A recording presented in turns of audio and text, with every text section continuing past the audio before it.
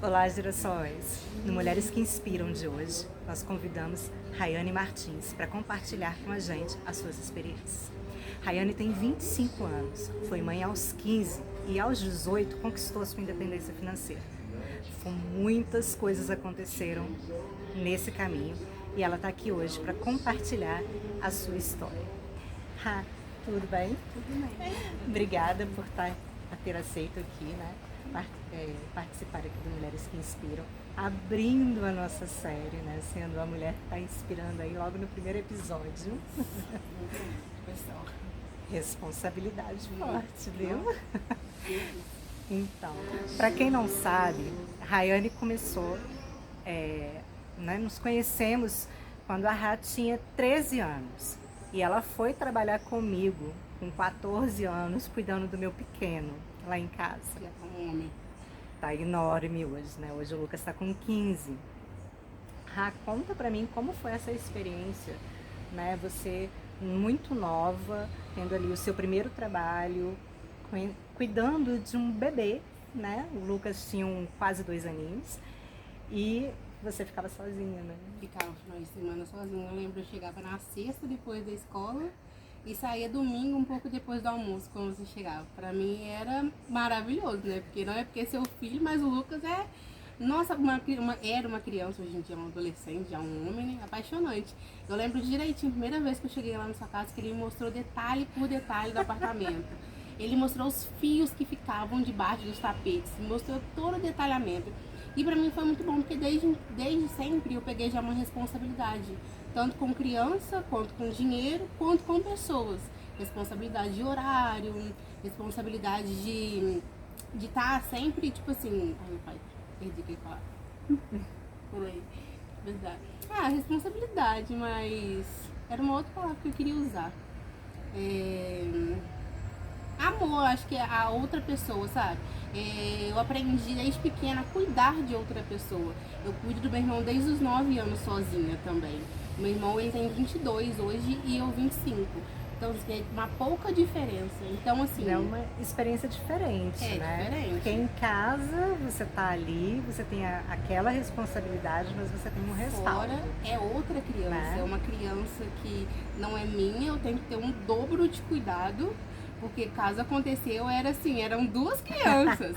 Mas e ele eu sempre... te deu um susto uma vez, eu né? lembro que ele vomitou tanto, ele me vomitou em mim toda. E eu fiquei desesperada, porque eu não sabia o que eu fazer. Era a primeira vez que eu vi uma criança vomitando na minha vida. Então, assim, eu falei, pronto, a criança tá morrendo e eu não sei o que fazer. Eu só lembro de eu toda cheia de vomito e sem nojo.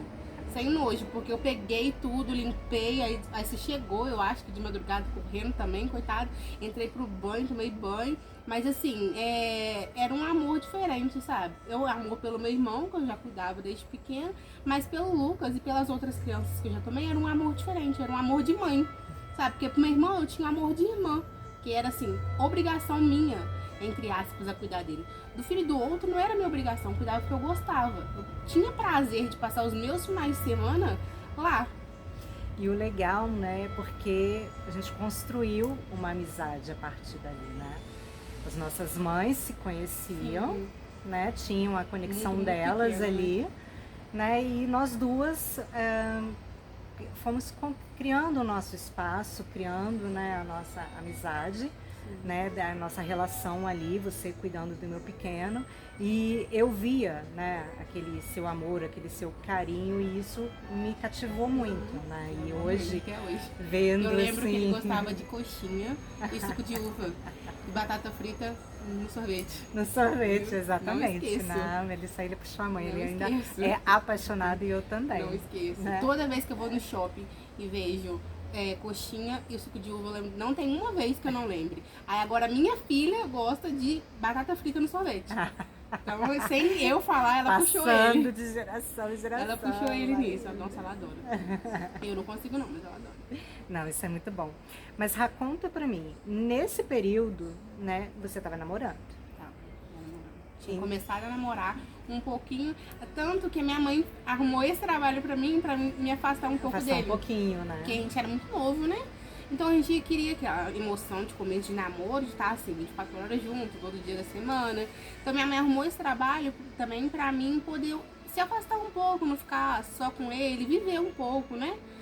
Não ficar igual aqueles relacionamentos de adolescente que a pessoa só fica focada no namorado. Só naquilo ali, então né? eu não tinha isso, eu tinha responsabilidade com o Lucas, eu tinha responsabilidade com você, tinha responsabilidade de ir e voltar, porque eu pegava 2 ônibus pra ir e voltar, e tinha responsabilidade com as coisas dentro da minha casa também, que minha mãe me colocava. Então, tipo assim, não tinha aquele 100% de tempo pro namoro. Mas foi a época que eu comecei a namorar, com 14 anos. Então, mas mesmo assim, com todo esse tempo reduzido, né? Com todo esse jeitinho que mãe faz, né? Aham, engravidou. Com 15 anos. E aí veio outras responsabilidades, né? Outras E qual foi o desafio dessa gravidez? Como foi essa descoberta, essa experiência? Eu acho que o maior desafio foi lidar com as críticas. De pessoas falando que eu ia ter filho todo ano, de que eu não ia ser nada, que eu ia viver dependendo da minha mãe ou do pai da minha filha. Tive muita crítica disso de família, né? Porque os de fora geralmente te apoiam. Tanto que eu lembro que você nunca falou nada comigo do que eu já ouvi de parente meu. Tipo, nossa, você vai dar em nada, porque ter filho com 15 anos, você é doido, não sei o quê. Sua mãe que vai criar sua filha. Tanto que quando eu engravidei, com 7 meses de gravidez eu saí de casa. Ou seja, eu saí de casa com 16 anos de idade. E não voltei até hoje, eu tenho 25. Então são quase 10 anos morando sem a minha mãe. Sim, você saiu de casa com 16, mas você só foi conquistar totalmente a sua liberdade financeira com 18. Foi quando... Como foi essa transição? O que aconteceu nesse período? Aprendizado. Eu comecei a fazer unha mesmo com 13 anos. Fazia assim de parente, de amiga, da vizinha, porque eu fiquei mocinha e eu ficava morrendo de vergonha de falar com minha mãe que ela tinha que comprar absorvente pra mim. Nossa, morria de vergonha, queria me matar, era eu ter que falar isso com minha mãe. Então eu comecei a fazer unha de uma... Gente, eu cobrava R$2, não tem mão. Mas era só pra mim juntar um dinheiro pra me comprar. E nessa época que a Alexia, o nome da minha filha é Alexia, ela estava pequenininha, eu tentei trabalhar em 2 lugares, em 3 lugares. E era muito dificultoso, porque as pessoas, eu tinha uma responsabilidade com o Lucas que eu nunca vi de outras pessoas que tomassem conta da minha filha. Começava a tomar conta, dava 2, 3 semanas, é muita responsabilidade, eu não consigo. Porque assim, quando a gente bota uma pessoa para tomar conta do nosso filho, a gente não pode colocar já uma adulta, né? Que ela vai preferir trabalhar e ganhar um salário do que aqueles 200 e poucos que a gente pode pagar na época.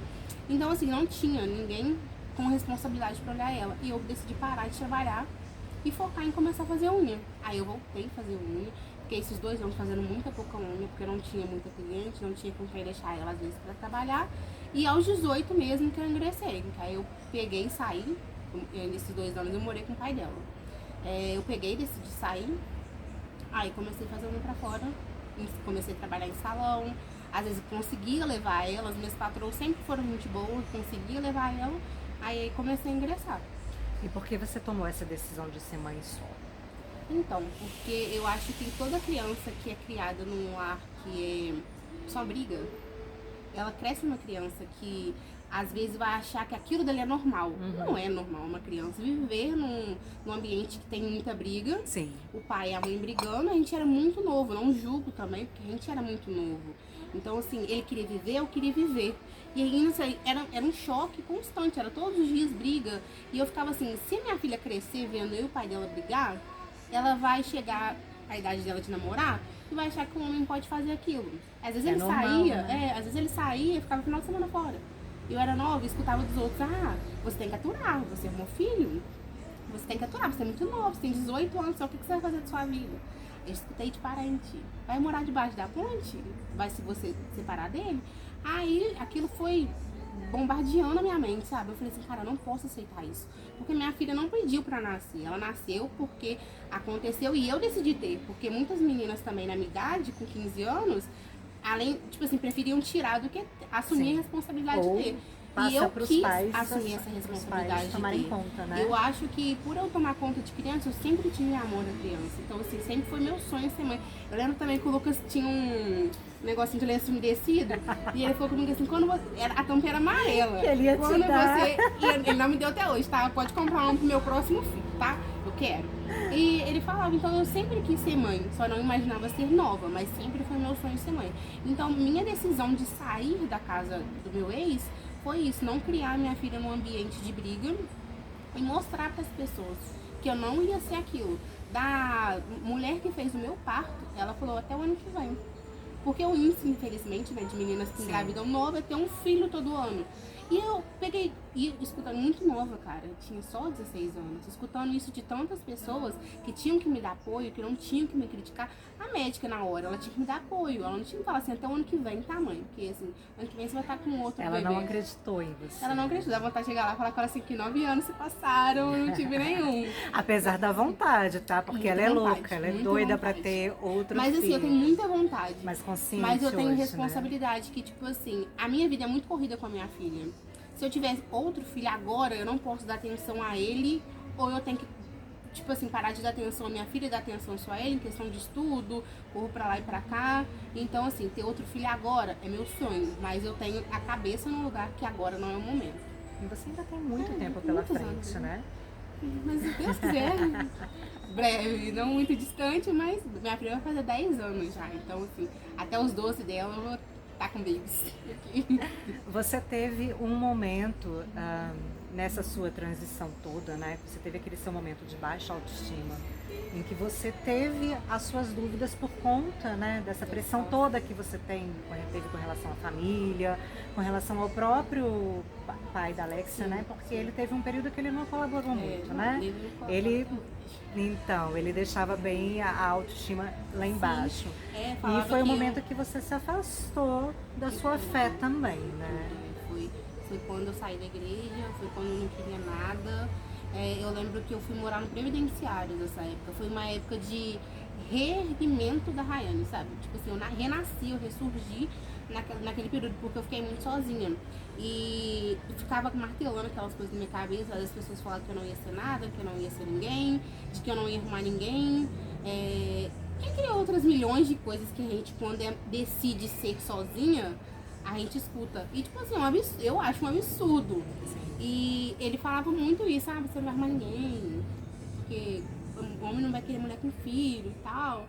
Aí eu ficava assim, não, poxa, tudo bem, mas aquilo, eu ficava tudo bem por fora, porque eu gosto de mostrar assim, a muralha por fora. Mas por dentro eu ficava assim, cara, eu não sou obrigada a escutar essas coisas. Sim. E isso eu fui me afastando e me afastei de todo mundo. Eu acho que eu fiquei uns 2 anos 100% afastada de todo mundo. Aí eu tive um período de depressão bem feia. Eu perdi cabelo, meu cabelo caiu, eu fiquei muito magra. Só a parte boa era porque eu fiquei muito magra. Fiquei muito magra. Mas eu me afastava de todo mundo, eu não me permitia ver nada. Nada mesmo. Só a minha filha. Só levar e buscar no trabalho. Eu atendia muito pouco cliente nessa época também, porque eu não tinha responsabilidade. Não é responsabilidade.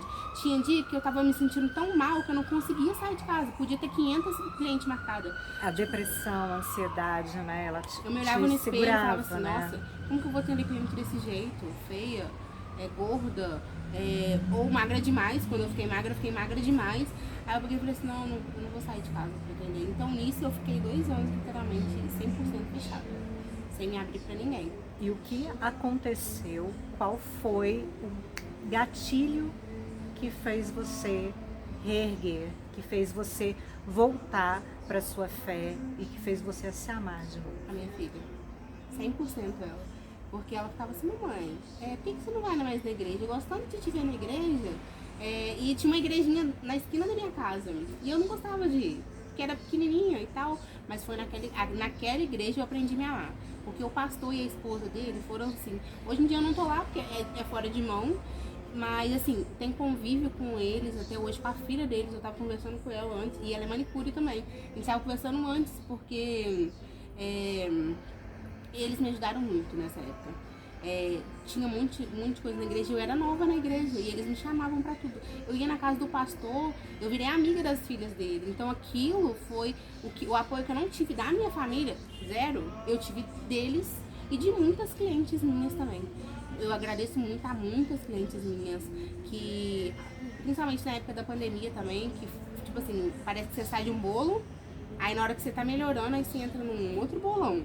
Né? Sim. Então assim, minhas clientes me ajudaram muito em questão de autoestima também, mas o pilar é minha filha. Porque ela ficava assim, às vezes quando eu tava desarrumada, ai mãe, vamos no lugar tal, mas você vai assim?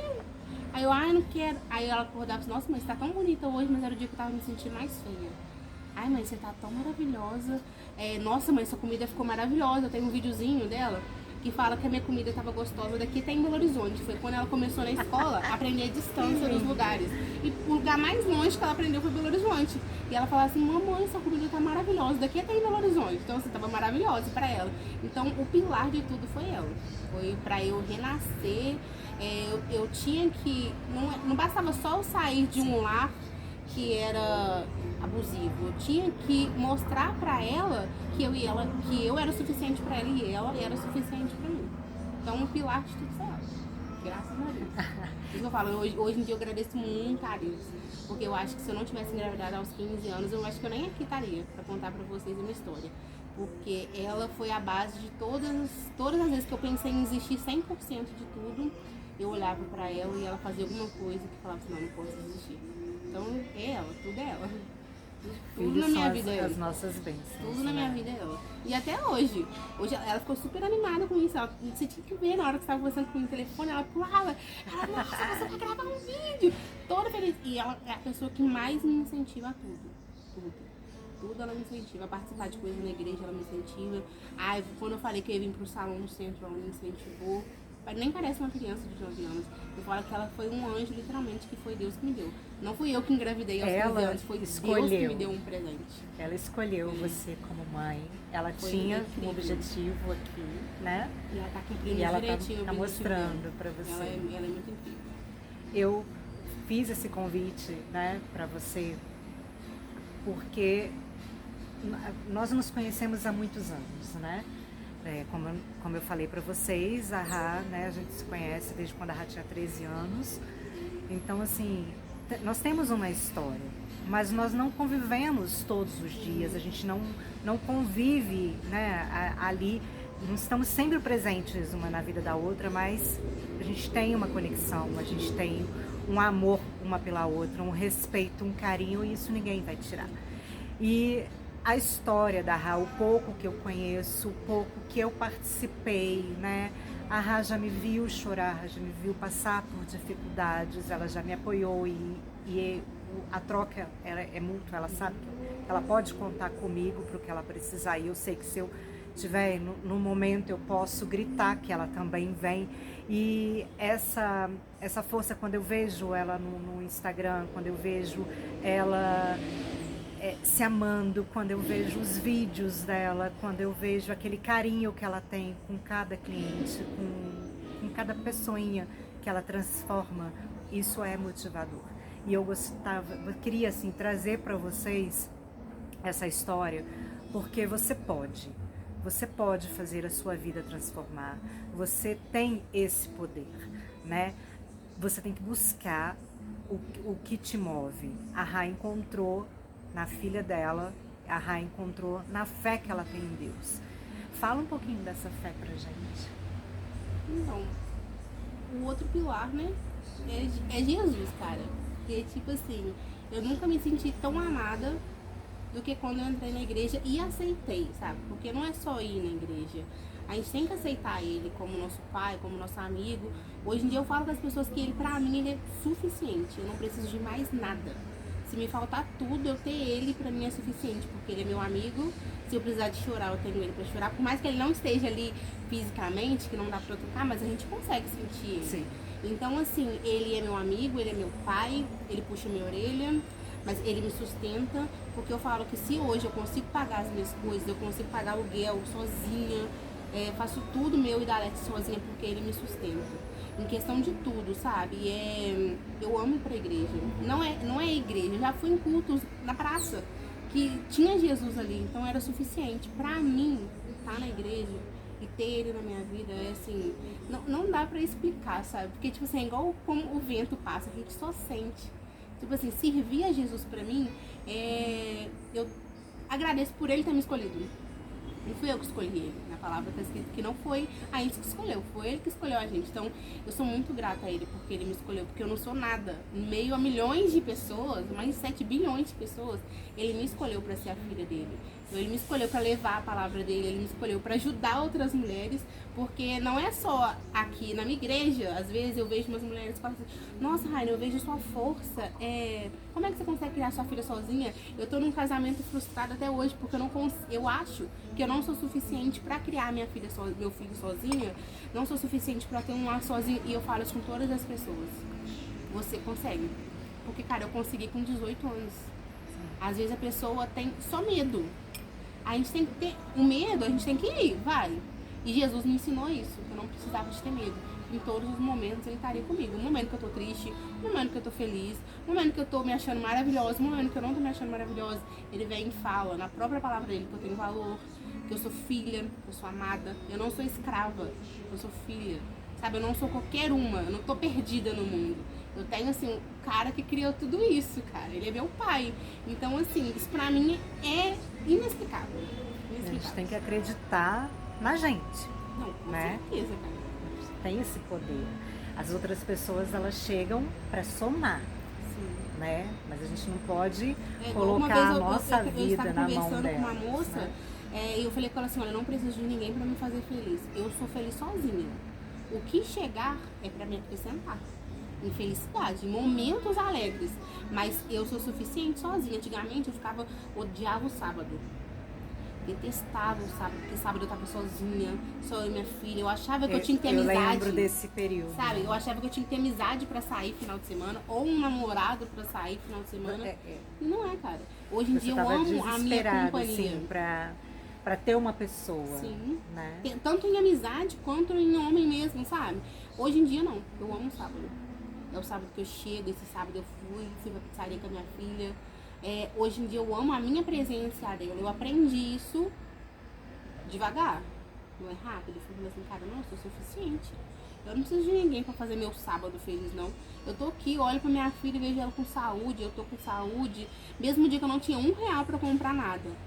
E ela, eu falo que ela é um presente mesmo, porque ela não liga. Se no final de semana a gente não lanchar, pra ela tá excelente. Ontem eu falei assim: o que a gente ia comer? Ela não é, arroz e feijão tá bom. Não, domingo não, por favor. Então, tipo assim, eu aprendi a me amar no sábado. Porque durante a semana a gente tá na vida corrida, né? Mas na hora que chega sábado, você olha assim, você curte, tem ninguém. Mas hoje em dia já não é assim. Hoje em dia eu amo chegar em casa sábado. Detesto sair de sábado. Hoje em dia eu amo estar em casa no sábado. E é doideira.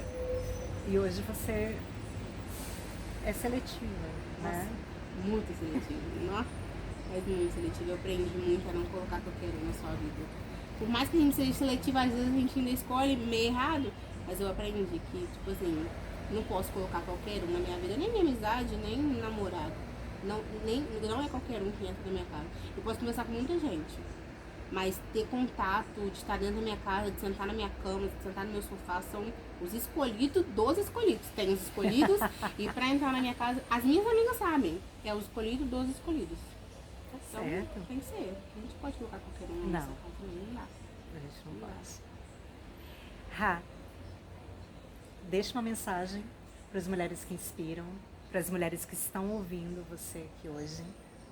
Que responsabilidade. Mas então, basicamente é isso. Vocês podem tudo. Tudo que vocês quiserem, vocês podem.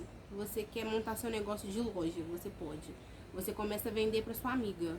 Você vai ali e compra uma roupa de R$10, vende para ela por 15. Você pode. Eu comecei cobrando R$2 o pé e mão. Hoje em dia eu consigo cobrar um valor que eu tô conseguindo viver bem. Tô conseguindo criar a minha filha sozinha, sem depender de ninguém. Ninguém nunca comprou um pacote de fralda para ela, nem o pai dela. Nunca comprou um pacote de fralda pra ela. Então, tipo assim, tudo que você quiser, você pode. Tudo. Independente do que seja. Às vezes tá num... Eu pego e falo que eu não sei o que eu sou, porque eu não sou a favor de relacionamentos frustrados. Eu acho assim, se a pessoa tá num relacionamento que é frustrado, você é suficiente pra sair disso. Se o homem fala assim, não vai ter ninguém melhor que eu, você vai arrumar 1000 vezes melhor que ele, porque ele não é nada. Você é tudo. Então, assim, tudo que você quiser, você consegue alcançar. É isso. É isso. Gente, você pode. Você pode. Essa é a Rayane Martins. A Rayane tem um estúdio, tá? Ela trabalha com estética feminina, trabalha com beleza. E eu vou deixar aqui para vocês nos comentários o endereço, o telefone para vocês estarem entrando em contato com ela. Tá marcando aí, né, as suas unhas. e ter esse papo aí ao vivo também, né? E Eu falo sigam ela no Instagram também, compartilhem esse momento, que vai ser bem legal. Vocês vão ter aí uma ótima pessoa para vocês conhecerem, tá bom? Tá. Muito obrigada por compartilhar Eu que esse agradeço momento. pela oportunidade. Nossa, eu chorei tanto na hora que você me mandou a mensagem, porque às vezes a gente acha que a gente não inspira ninguém, mas pelas simples coisas que a gente faz, Sim. a gente inspira, né? Graças a Deus. E é isso. Obrigada. Eu que agradeço muito. Eu achei que eu ia chorar, mas eu chorei já em casa, já pra não chorar aqui. Eu falei assim, eu tava na frente do espelho marcando, ai, não chora, não chora, não chora, não chora, porque senão você vai ficar com os olhos igual de panda no vídeo. Mas eu não chorei. Mas a vontade eu tô de chorar, mas eu não vou chorar não. Segurada, tá aqui agarrado aqui, ó. Mas tô muito feliz pela oportunidade. Que vocês se inspirem, não somente em mim, mas em vocês. Porque eu sou inspiração pra vida de vocês, mas se olhem no espelho e vejam, não, a minha inspiração sou eu. Vocês podem tudo. É isso aí. Fica a dica. Gente, o Mulheres que Inspiram fica por aqui e a gente se vê no próximo vídeo.